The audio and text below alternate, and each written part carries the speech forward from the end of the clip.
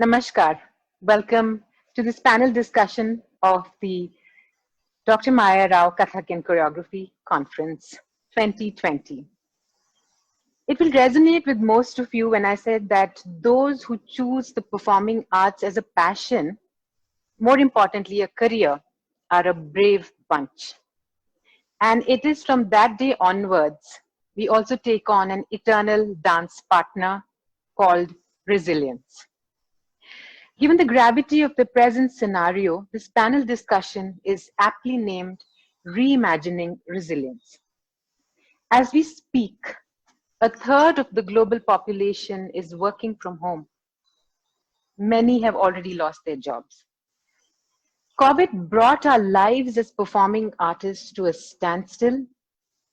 Institution owners, performers, educators, curators, production designers, all of us are affected.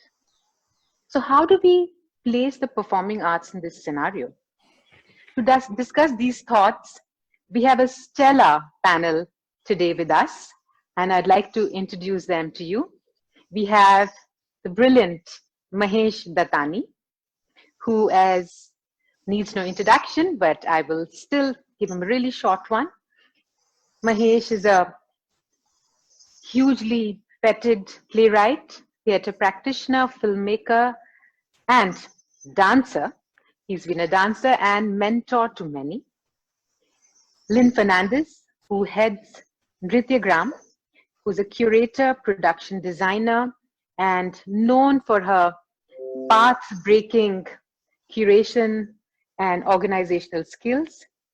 Shivani Wazir Pasrich, the gorgeous dancer, lawyer, presenter, educator, and as I like to call her, an intersectionist. The economic impact of COVID on the arts and culture industry globally runs into millions of dollars. The future is rife with doomsday philosophies about financial and emotional carnage. Yet we surface out of these turbulent times. We, after all, are the resilient bunch.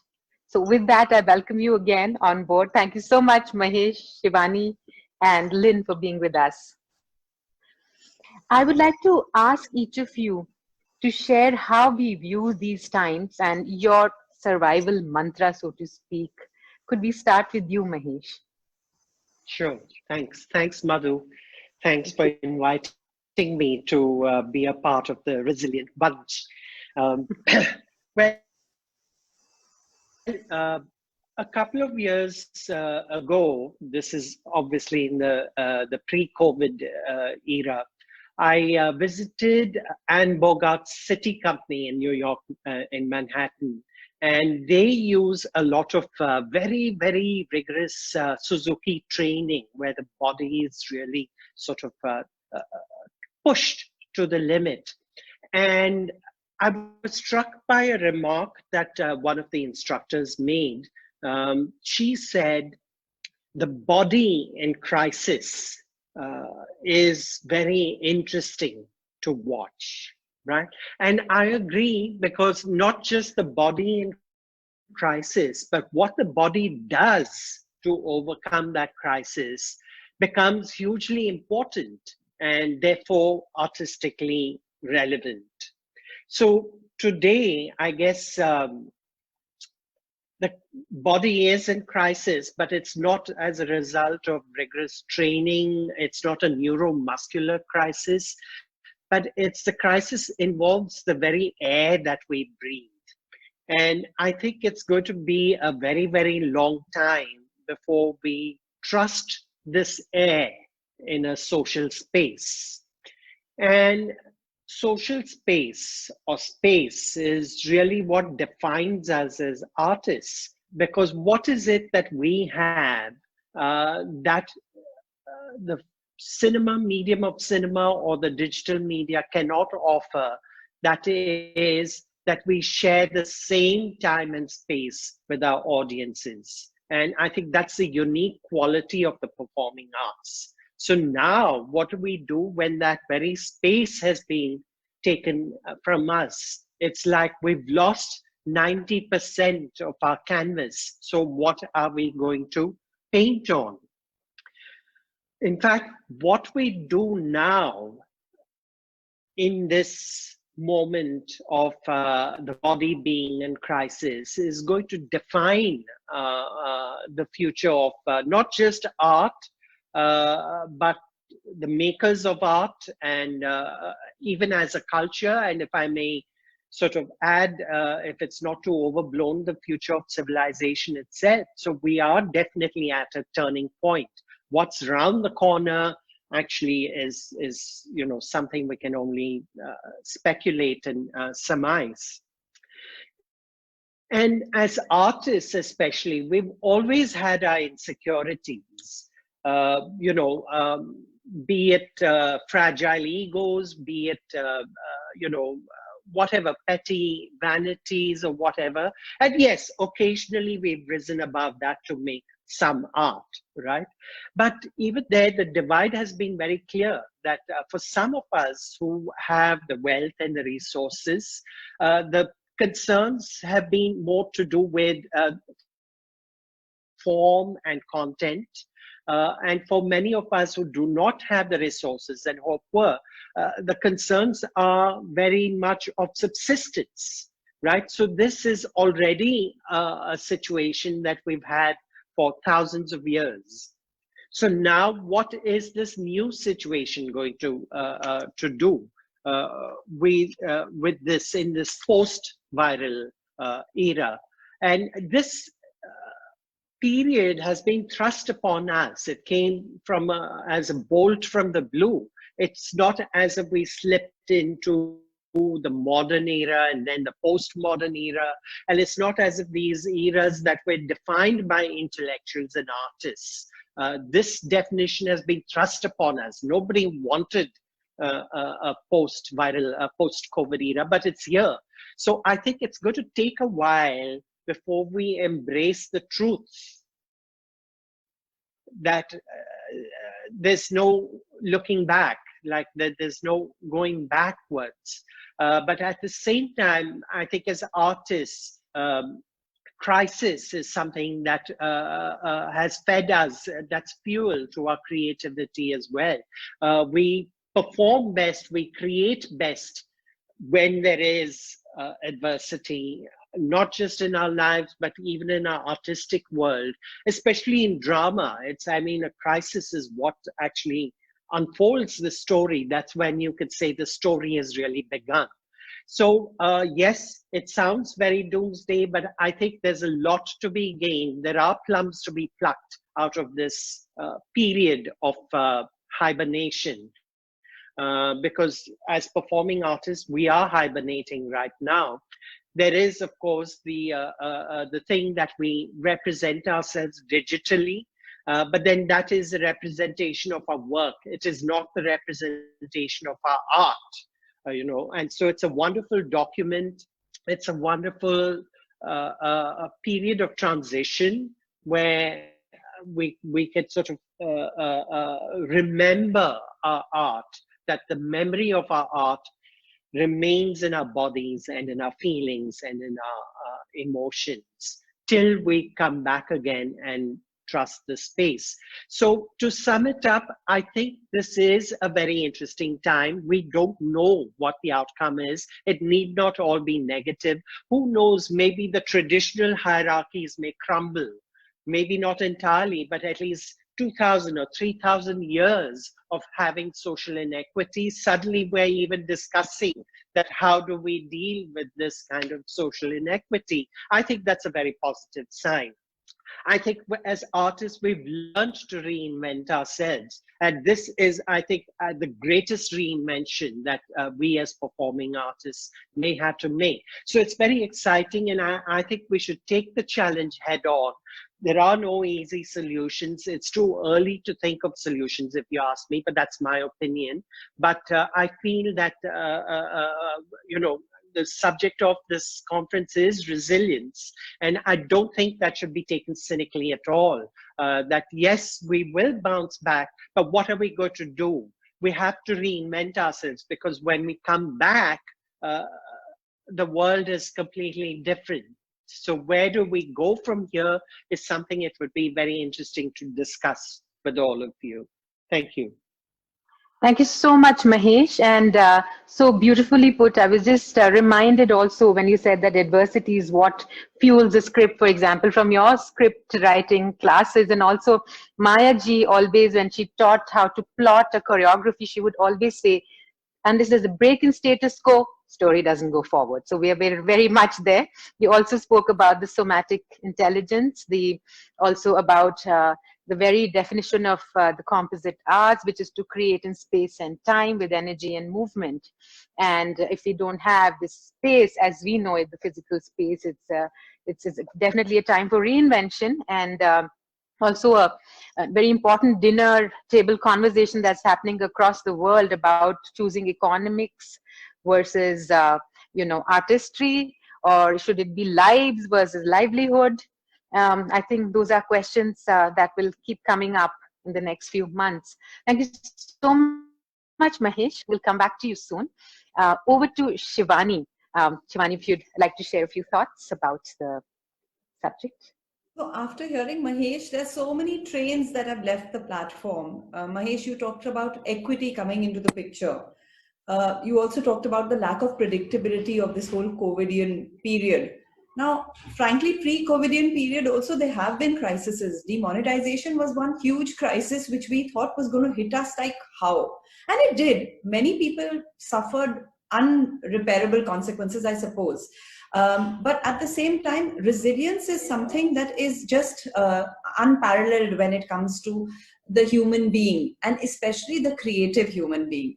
So maybe this whole period is one of number one, giving the earth that opportunity to reclaim what is hers. Number two, removing the inequity which comes from divadom, establishment, the norm.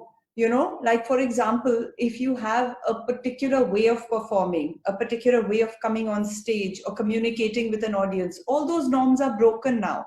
So maybe someone who has no platform but that mobile platform, they can reach out and create a whole new vocabulary of creativity. The difficulty in this whole scenario is the economics of it all, because for those who have chosen to make the arts their livelihood, that is the difficulty. How do you translate from a train being fueled by a certain system to now become something that is not functioning because that system doesn't exist?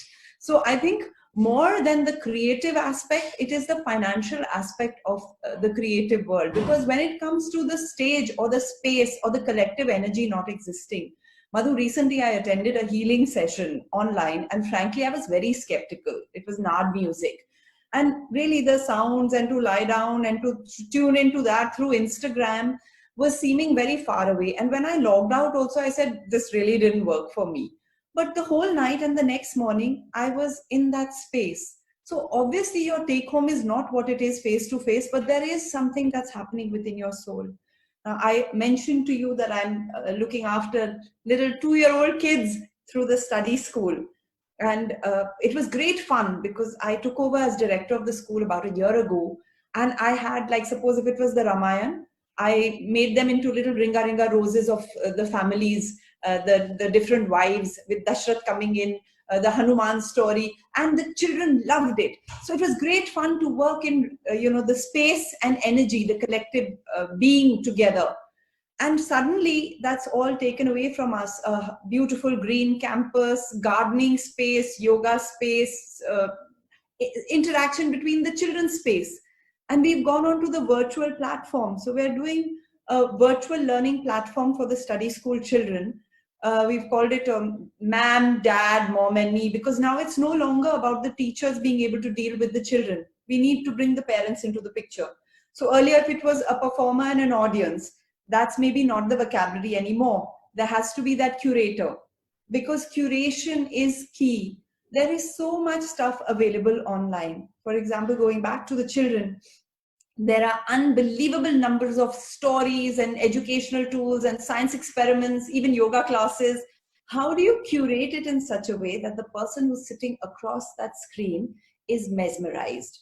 or is taking in without even having to be mesmerized. With 2-year-old children, 3-year-old children, you don't want them stuck in front of a machine for 1 hour looking like that. You really want them to be able to go away and come back and take in something which is just part of the whole process and not necessarily be spoon fed. So from that point of view, my personal take is, because in life I've always been an optimist, that things will work out, all will be well, but it will not be the same. Well and same are two different things. It's going to be very different, especially for the next year. My God, there's going to be havoc. But I remember, Mahesh, when I was rehearsing for Dance Like a Man, and Lilette, Siddharth Basu, Joyce and Gupta, we were all working together.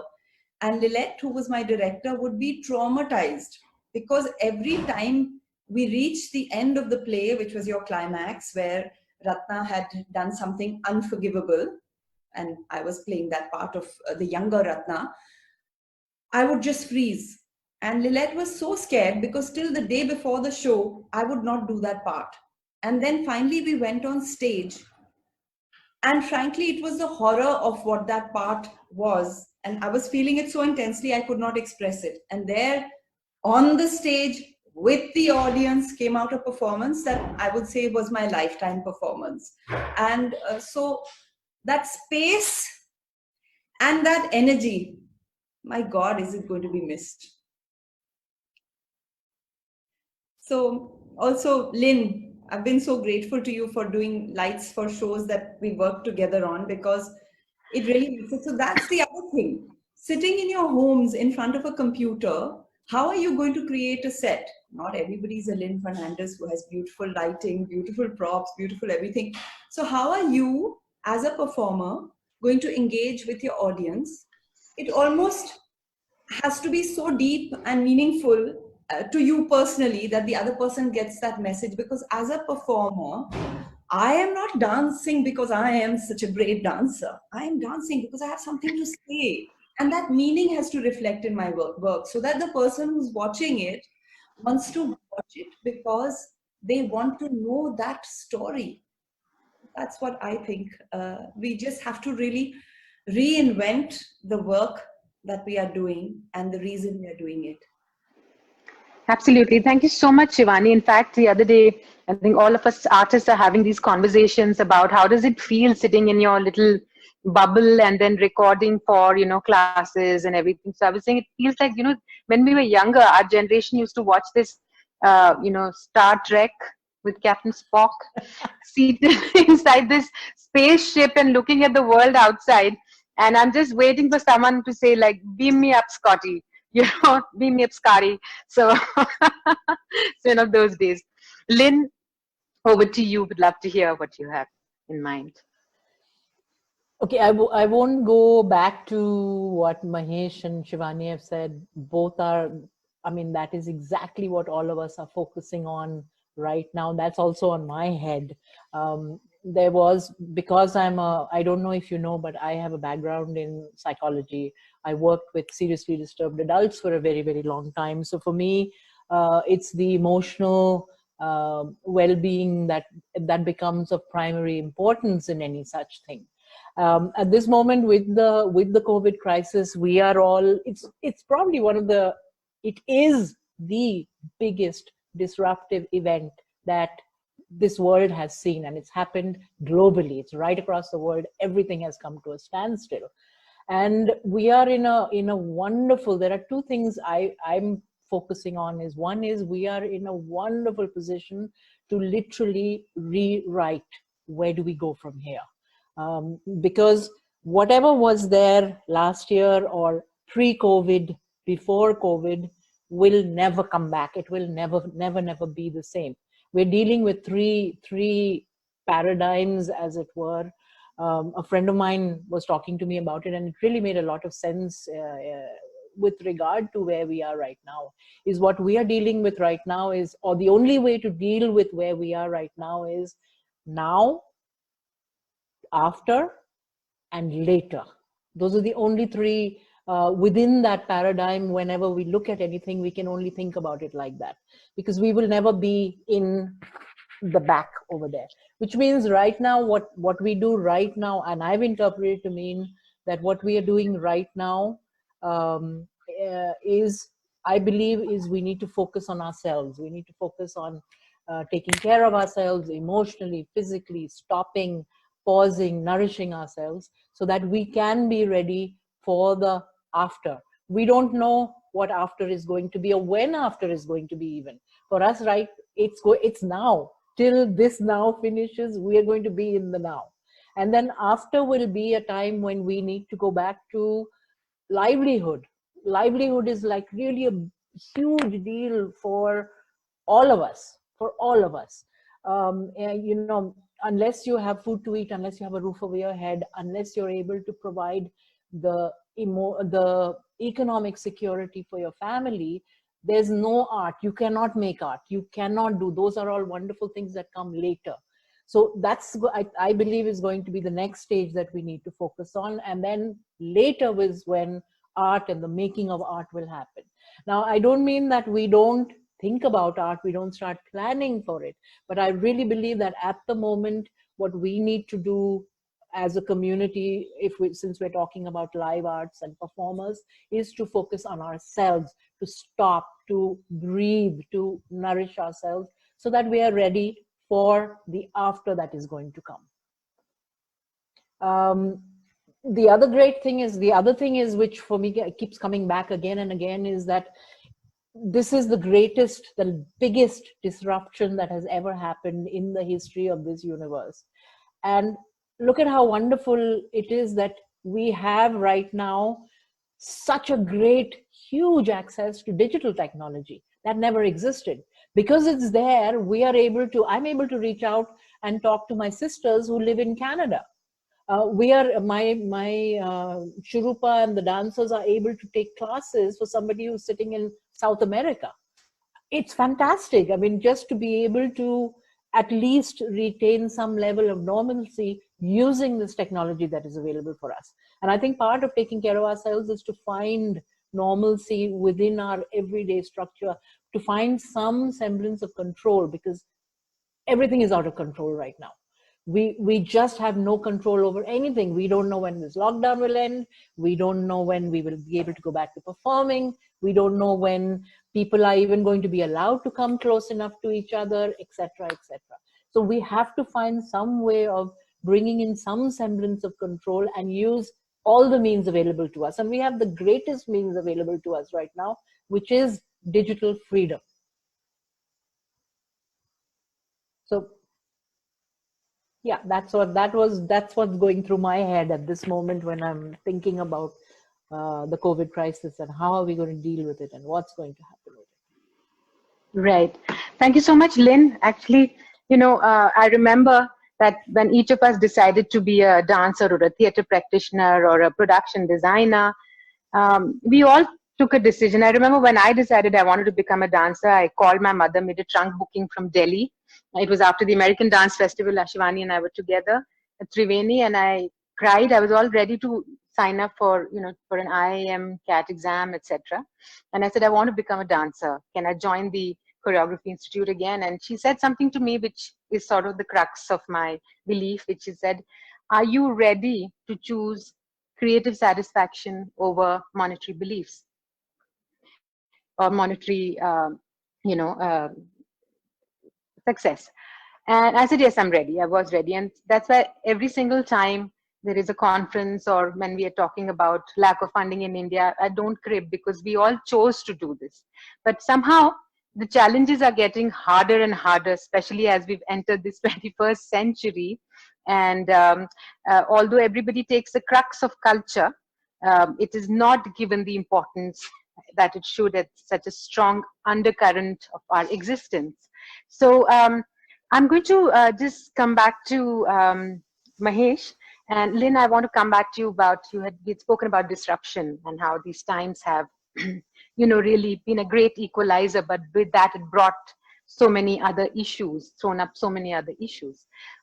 Mahesh, just wanted to ask you, you spoke about space as your quintessential canvas, and as a theater practitioner, or even when you visualize, when you write a script or you film, how would you now reframe this sort of displacement of space.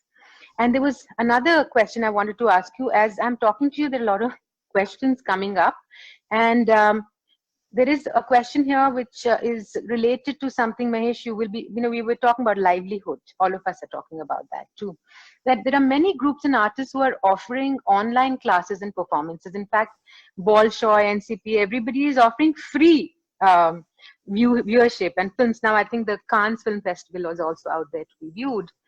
There is a question connected to that, Mahesh. One is about, it's two-pronged, your question. One is about the space itself, and one is about livelihood. So there's a young writer who's Nayantara, who sent in a question which says, keeping in mind the present situation and assuming that audiences are going to get smaller, how do we monetize and sustain our practice? And can we still look at the same avenues? She's asking whether it's interim or are we looking at a long-term change? Well, it's very hard for me to say whether it's interim or long term. We don't know what the situation is. But as Lynn said, that maybe we can utilize this time for introspection. For those of us who have the luxury to do it, if we have enough subsistence for a few months or so. But if you're really sort of strapped for cash, I think online classes are a great way of earning some income. And I think it's great that the world famous companies are throwing their digital stuff free to all of us, because somewhere I think we need to look at art through new eyes. We need to see what is it that the digital medium has captured about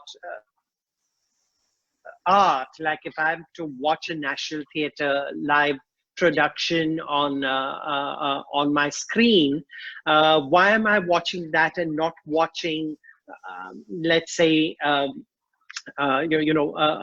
action film or a film which uses the screen as a medium much better, whereas the watching something like NT Live or the Bolshoi just makes me wistful and wish for being able to be there and see it live, right? But I think it's again still a transitionary period, and I think we'll come to terms with the fact that yes, we're missing something. Something is definitely lost in translation. But then we will think about how do we make this translation better? How do we make this translation more effective? And I think every performance in that sense is a translation. Every audience is new. You could do the same dance piece over and over again for 20 different audiences, and they're going to receive it in a different way. The performers are going to perform it differently, right? So I think we've come to a phase where difference is thrust upon us. And how does this translate to a different work of art?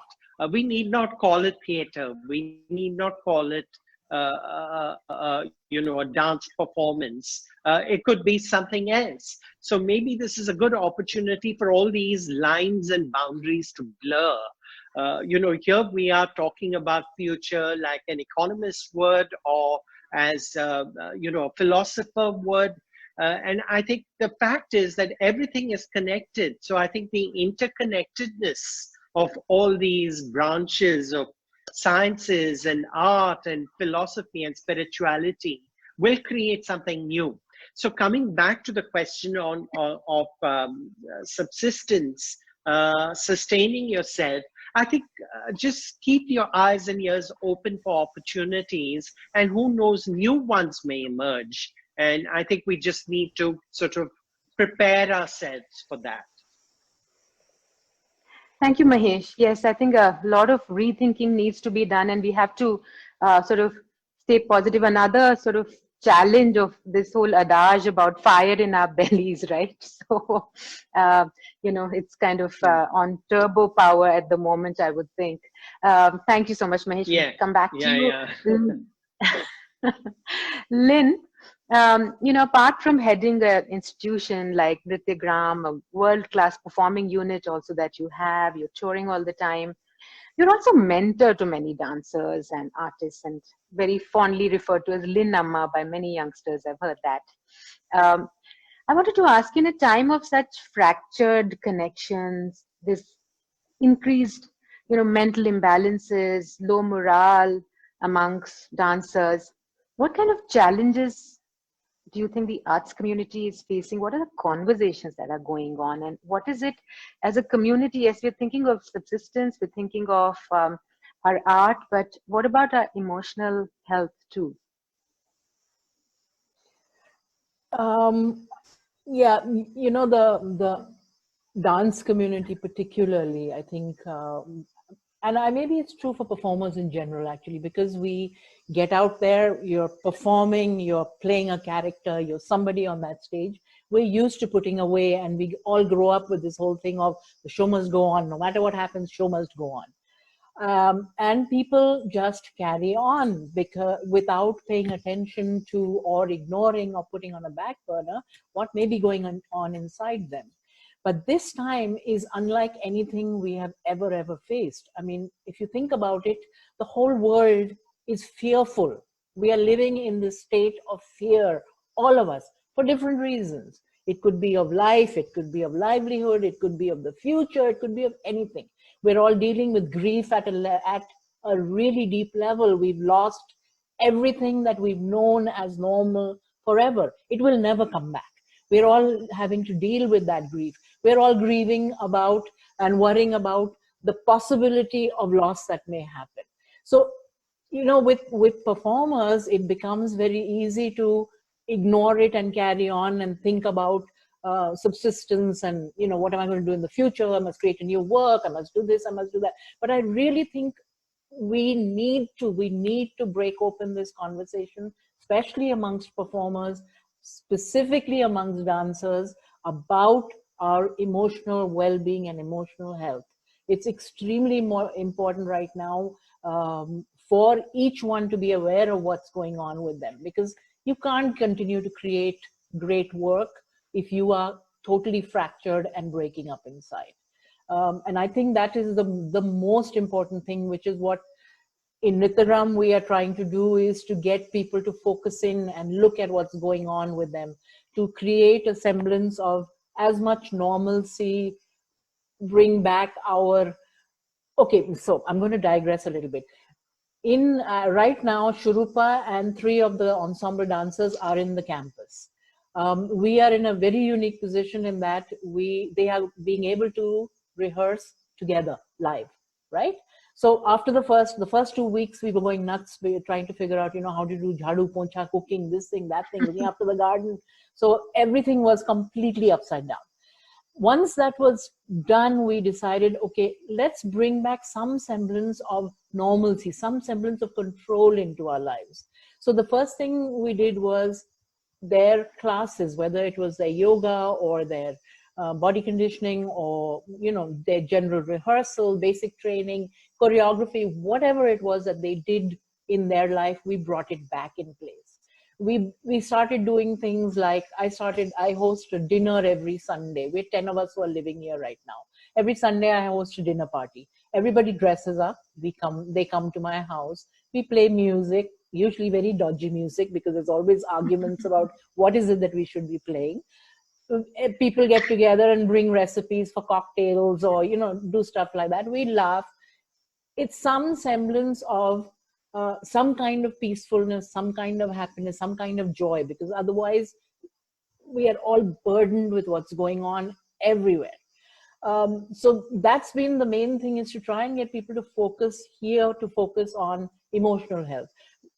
We're trying to carry it over a little bit, so spread it to our immediate community. So the dancers outside who are not here with us, who are off-site, our ammas who have been sent home on vacation, just staying in touch with them. It's just a question of making a call every 2 or 3 days. Are you guys all right? Is everything okay at home? Do you need anything? Can we do anything for it? It's just small little things to try and build and keep our community together and bring that sense of some kind of stability that somebody may need to reach out. And also encouraging them that, listen, pass it forward. If there's somebody, if there's somebody in your village who doesn't have food to eat because people have lost jobs and don't have money to give them a meal, because you are privileged, you are earning, you're continuing to earn, share with somebody else. So we have to, I mean, we're trying in small ways whatever we can around it, and I think each of us really has to do that. I think that's the only possibility at this stage, because we've never seen anything like this, and I'm not sure any one of us knows or has any kind of answers around it. We just have to find our own ways of doing things. Absolutely. Thank you so much, Lynn. And that's so pertinent and poignant too, because, the other day, Dr. Anita Ratnam was in conversation. In fact, she had a question connected to that, more a statement that if each of us is alone, how are we dealing with this? And also she was saying that it's time that dancers and artists, performers took away the mirror from themselves and sort of faced it outside, and looked at what is going on. And I think a whole lot of us are also, as Mahesh has to rush off after this meeting because he has some air supplies coming in to help people who need essentials. This conference itself is raising funds for rural artists of Karnataka. And it brings us back to a conversation Shivani and I were also having about enjoying and nurturing and cherishing experiences. We somehow, in this chaos and cacophony of modern day life, we somehow seem to have lost till everything came to a standstill, like these little picnics we went for as children with our parents, or more and more people, like Lynn, as you said, are going to be coming home, and we are going to visit people and really reconnect.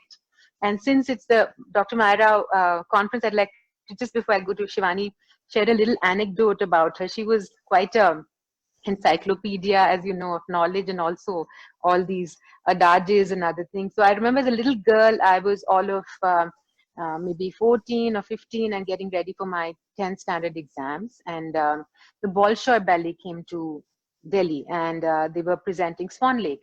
And as you know, Maiji had worked with, while she was in Gittis, with Bolshoi and the Riga Ballet with Shakuntala.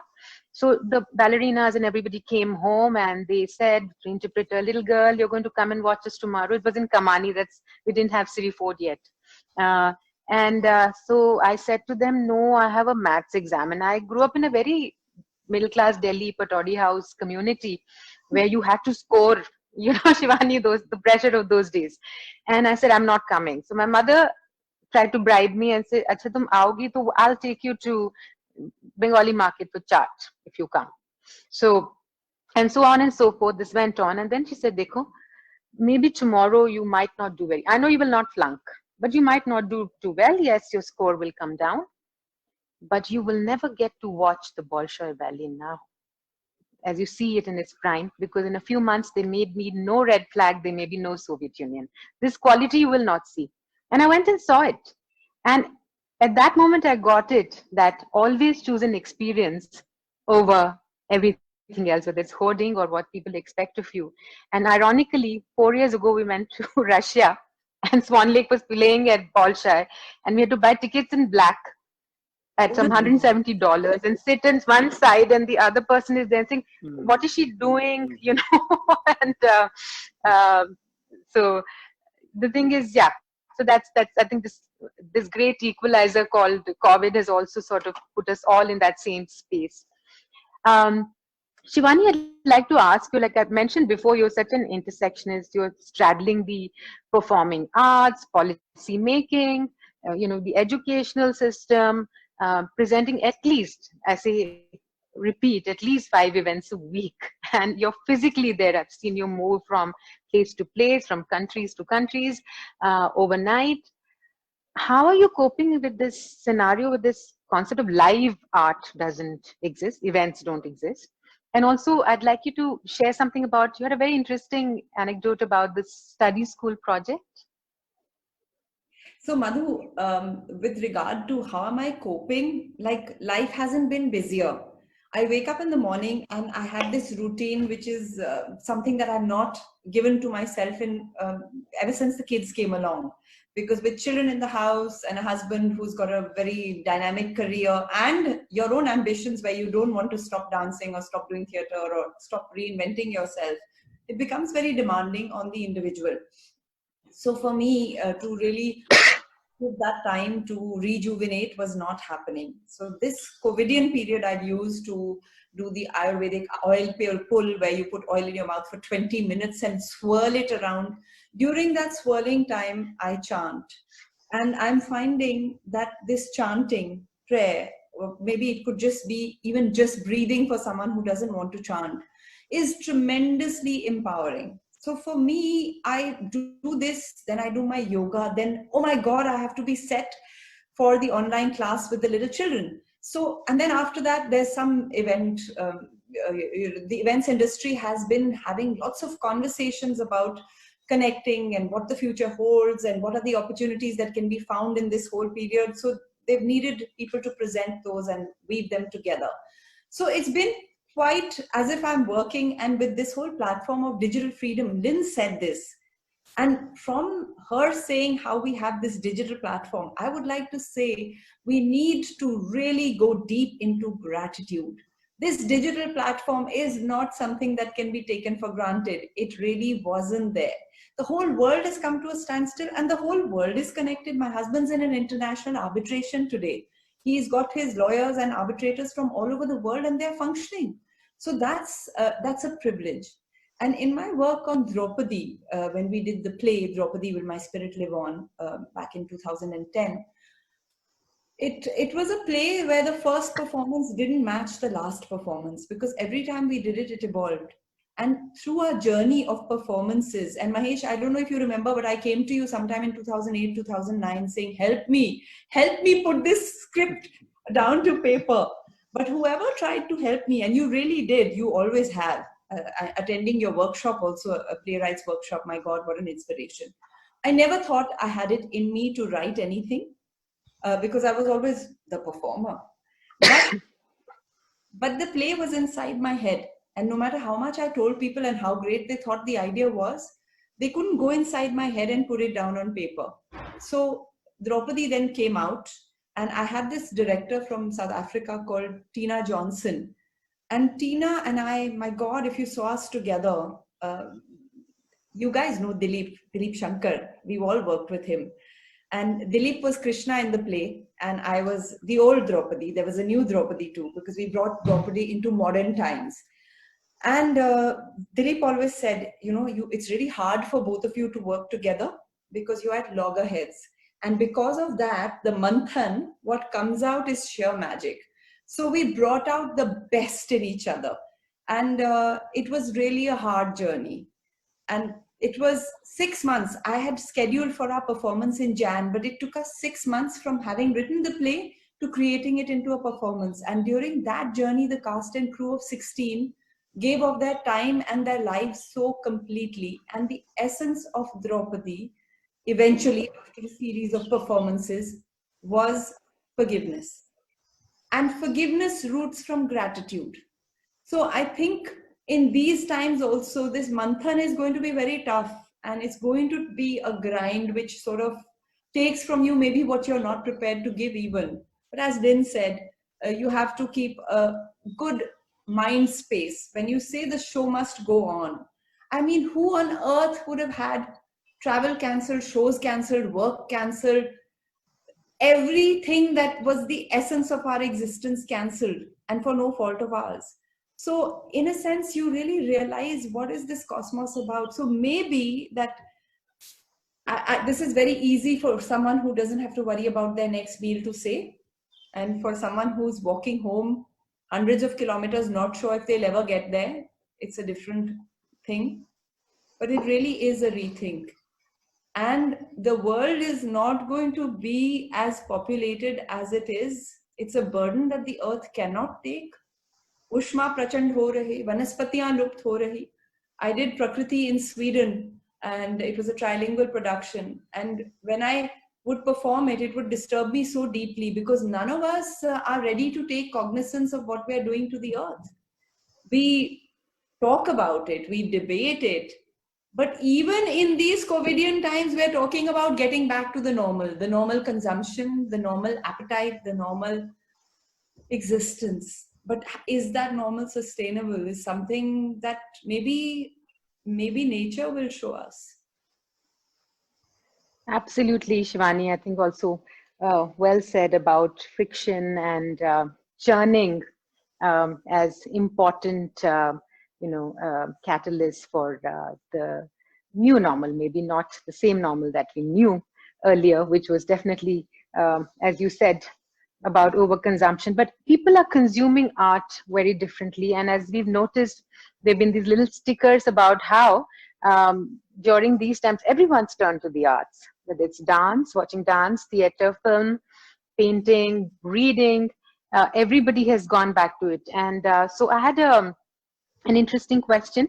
So I'm just getting some messages saying that we're running out of time. So if we can do a quick round, whoever wants to answer it, just tell me. There are some interesting questions. This is from the short version of a question from Aarti Vig, who works in the bridging both the corporate and NGO world. And she says, can art help humanity become more resilient to self-destruction? I think echoes something of what Lynn said. Any of you want to answer that? Mahesh? Absolutely. I think the function of the arts is the aesthetic experience that takes you outside yourself. I mean, you had the Greek concept of catharsis, where huge drama, tragedy, and loss, and bodily harm and death were played out to evoke these emotions in you, and in a way sort of help you heal yourself. I think Lynn is spot on that at this point we're looking at self-healing. We as artists, how do we heal ourselves? But I think that's the purpose of art, is to heal. Even if you look at the rasas, just the evoking of those strong sentiments and the experience that goes beyond your own life experiences sometimes can take you out of your head and put you in a rightful position in the world. It can elevate you completely. So I think definitely that's a very interesting question. And I firmly believe, even if I sound a little romantic, art can heal. Absolutely. You're so right about that. Yes. And we all believe that, and the limitless possibilities that art offers us every day in our lives. And definitely, about the role arts have to play now, from not just being virtuoso and gorgeous to look at, to being relevant and also enter the area of healing.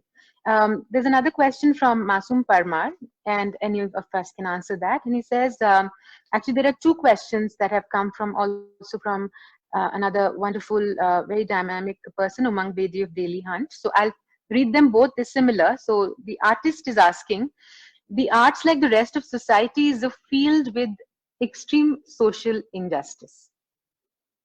What kind of collaborative financial models can we reimagine to create a level playing field for the arts? Because we're all going to be rushing for the same platforms, like earlier it was Sabhas or whatever, and now whatever the new normal brings.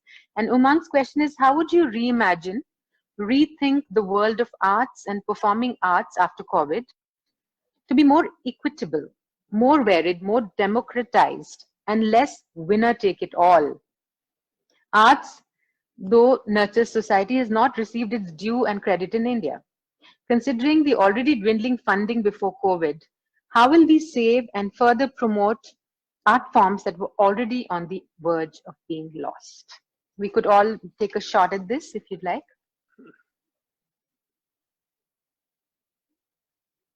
Should I go? Yeah. Yes, please, Lynn. Yeah. So with reference to, I'll start with about the funding and financial situation, because that is the one that is like a major crisis staring almost all of us right now. And that is, I think, like I said earlier, this is the disruption is caused, it will cause us to rewrite everything. And I think we need to rewrite this part of it all also. Whatever happens later is not going to be what happened in 2019. The same structures will not exist and should not exist. Whatever they were, we need to throw them away. Good, bad, ugly, we need to throw them away and rewrite the structures. I think in the old days, because, and I'm talking now with reference to the classical arts, for instance, because we moved from patronage of the courts and patronage of the Maharajas to, it went to the government became the new patron. And unfortunately in our country, our government, the government or government servants still consider themselves to be Maharajas in this situation. It's not that they are, that this is an industry as much as any other industry in this country. And we have rights. There are certain rights we have. There are certain, if I pay my taxes, there are certain things you give me back from the government. Government's attitude has been that, oh man, I'm doing dan, I'm giving you from. So it's the same attitude that is followed. And I think we need to rewrite that. We need to remove this dependence on government and patronage, etc. I'm not sure what the answer is exactly, but I really think we need to start searching how, and it has to come from within us. It has to come from within our community. We need to rewrite it together. To listen to what the younger generation is talking about, people who are established are talking about, whoever's willing to have a conversation, we really need to rewrite it. Yes, thanks, Lynn. Does anyone want to take a shot at that? Yeah, so I was trying to help muster some resources together, whether it was for getting PPE equipment for doctors, or it was to get some rations organized for migrant workers. And it was, you call up the people or you knock on the doors that you think might be those traditional avenues where support would come for such projects. Friends, family, whatever. And of course, everyone came forth. But a young boy who works for me, he set up an online fundraising campaign. He, along with some young people, connected with networks that could do food distribution. And through this month, they actually created an infrastructure to distribute food. And they had tiny, tiny donations, which I think way surpassed anything that I might have, or the group of people who we were working together might have put together. So as you said, Lynn, there is a whole new way of doing things.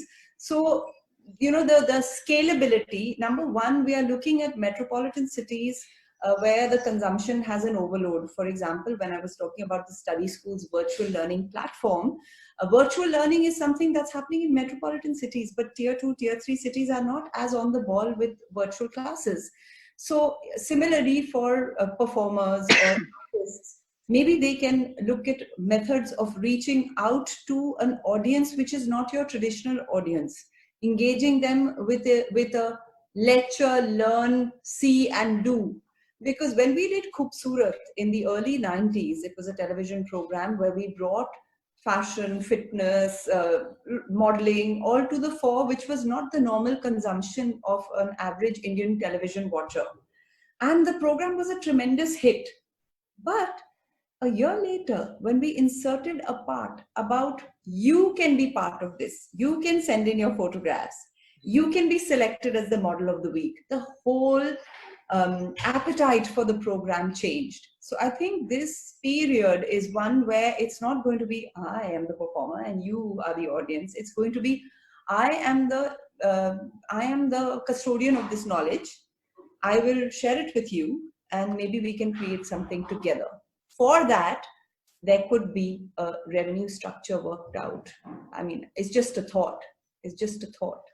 Maybe even an egalitarian place, an egalitarian platform where it doesn't matter the level of performer that you are or the level of knowledge bank that you are, there's an egalitarian amount that any person who aspires, like an Uber, if you're the driver who's available at that time, someone can tap into you. So if you're a performer or an artist or a curator or mentor who's available at that time, that person can tap into your resource.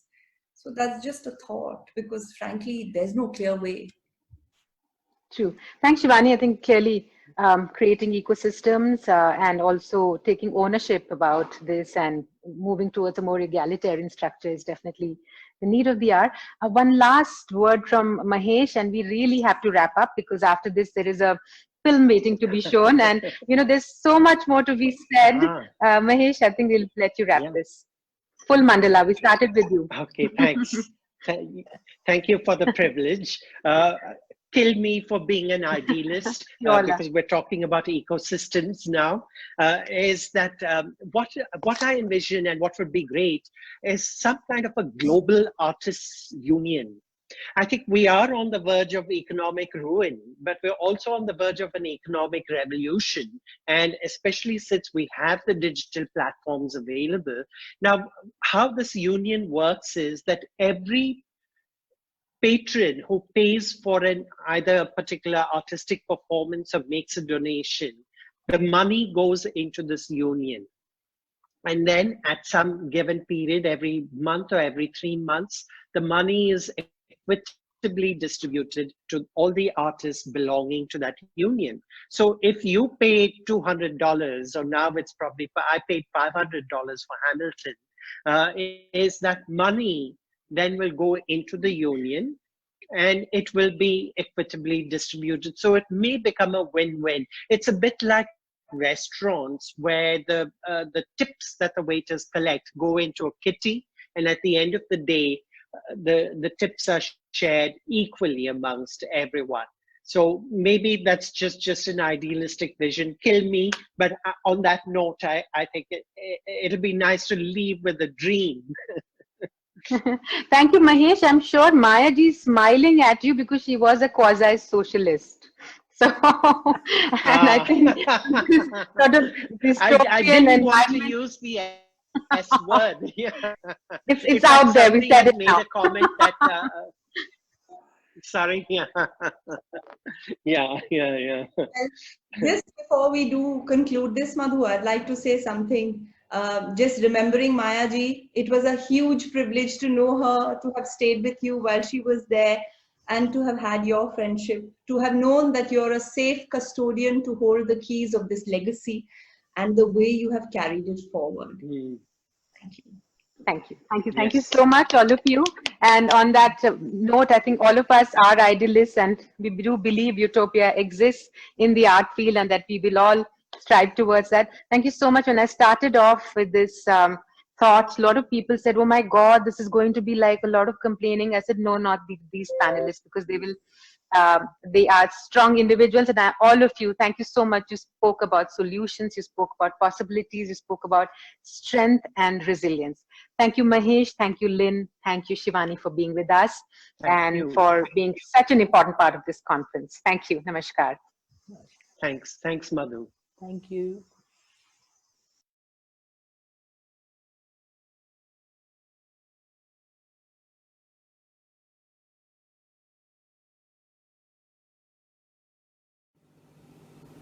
Before we arrive at the last part of tonight's event,